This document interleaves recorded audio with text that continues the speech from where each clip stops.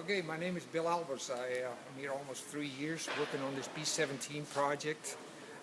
Most of my time is spent working on the radio room, constructing it completely. We had no reference, no parts at all. The radio room had to be started from scratch. So most of the work we're doing from the radio room is taken from drawings. Here we have a bill of material, the drawings, and here all the different assemblies, and all the parts that have made for the radio room are now slowly being assembled. And if you turn the camera around to the back side here, you'll see what the radio room will look like.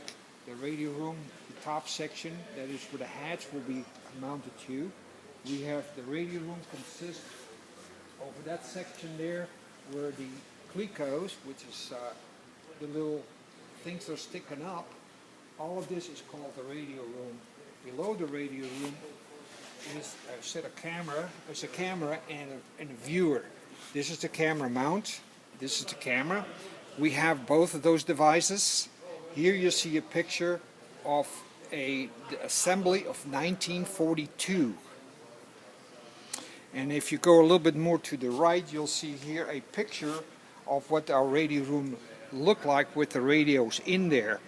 This was almost a year and a half ago, and we had to take it all out because we're still working on the sheet metal part.